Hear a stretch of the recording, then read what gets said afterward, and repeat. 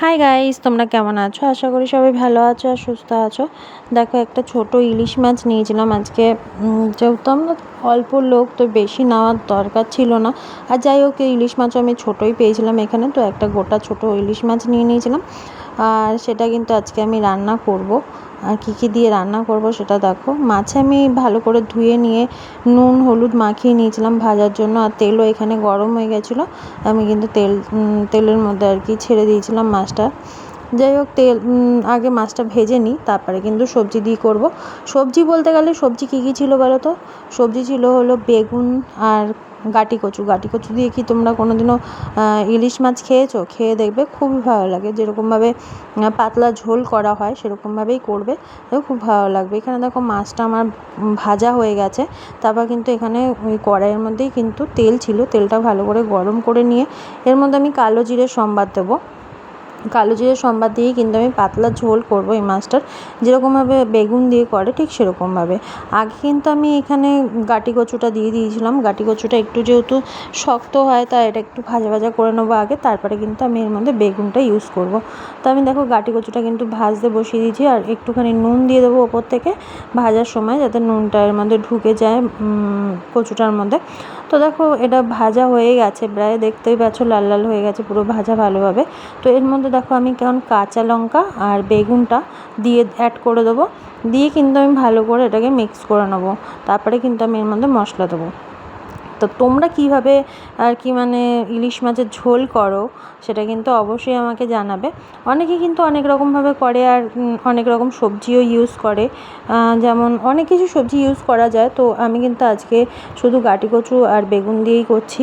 অনেক সময় তো আমি শাক দিয়েও করি, যেমন লাউ শাক দিয়ে করি বা কুমড়ো দিয়ে করি অনেক কিছু দিয়েই করি। ভালো লাগে খেতে। ইলিশ মাছের যে ফ্লেভারটা, ওটা যদি সবজির মধ্যে ঢুকে যায় খুব ভালো লাগে খেতে। যাই হোক, এটা দিয়েই করছি আজকে। তো দেখো, আমি নুন দিয়ে দিয়েছিলাম, নুন হলুদ সবটাই দিয়ে দিয়েছিলাম। আর দিয়ে দেবো কিন্তু এর মধ্যে একটুখানি অল্প একটু চিনি। মানে চিনিটা অ্যাকচুয়ালি না দিলেও হয়, তবে যেহেতু আমরা চিনি দিতে দিতে অভ্যাস হয়ে গেছে, তাই অল্প একটু নামমাত্র দিতেই হয়। না দিলে মনে হয় যেন কিছু দিইনি এরকম লাগে।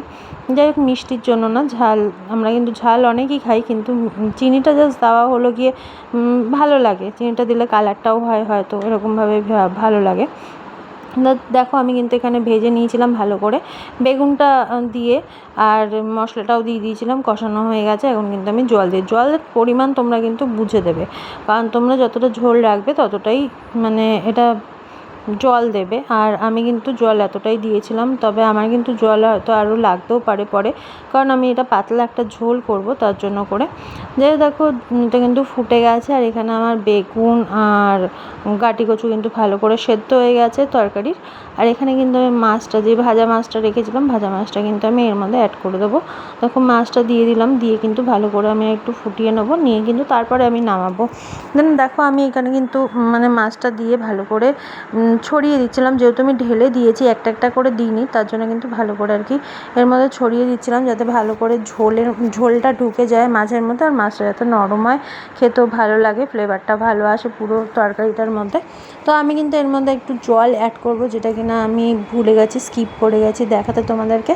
তো আমি এর মধ্যে কিন্তু একটু জল অ্যাড করে দিয়েছি, দেখতেই পাচ্ছ। আর এখানে কিন্তু ফুটে গেছে মাছ শুদ্ধ একদম তরকারি। এইটা কিন্তু আমার কমপ্লিট হয়ে গেছে। এটা কিন্তু আমার মাছের ঝোলের পুরো ফাইনাল লুক। তোমাদের কেমন লাগছে অবশ্যই জানাবে।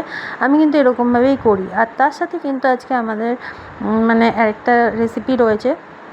শুধু এক তরকারি মানে কেমন লাগে, তাই একটুখানি বড়া করব। আর বড়া করব কিসের বড়া সেটাও আমি দেখাবো। এখানে দেখো, আমি কিন্তু বেসন নিয়ে নিয়েছিলাম, আর তার সাথে নিয়ে নেবো একটু সুজি, যাতে একটু মচমচে টাইপের হয়। তার জন্য কিন্তু আমি এখানে নিয়ে নেবো একটু সুজি।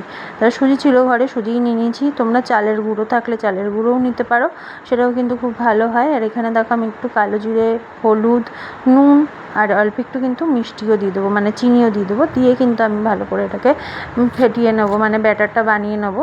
নিয়ে কিন্তু তারপরে দেন আমি এটার মধ্যে যেই জিনিসের বড়াটা করব সেটা কিন্তু হবে। তোমরা কে কে খেয়েছো এই জিনিসটার বড়া আমাকে অবশ্যই জানাবে। আমি ছোটোবেলায় খেয়েছি, মা আমাকে খাওয়াতো মাঝে মাঝে, মা বা বাবা খাওয়াতো। তো যাই হোক, এখন কিন্তু খাওয়া হয় না। এটা কিন্তু শিউলি ফুলের পাতা। দেখতে পাচ্ছ তোমরা, চেনো কিনা জানি না, এটা কিন্তু শিউলি ফুলের পাতা। আমাদের মানে যে পেছনে বাগানটা রয়েছে, বাগানে কিন্তু প্রচুর বড় একটা শিউলি গাছ হয়েছে। তো আমি কিন্তু এর আগে কোনোদিনও করিনি, তা আজকে ভাবছিলাম যে অনেক বছর হয়ে গেছে যেহেতু খাওয়া হয় না, একবার খেয়ে দেখি যে কেমন লাগে। অনেক ছোটোবেলায় খেয়েছিলাম। তো দেখো আমি শিউলি ফুলের পাতা দিয়ে কিন্তু বড়া বানাচ্ছি। দেখো, দেখতে পাচ্ছ, দেখতে কত সুন্দর লাগছে।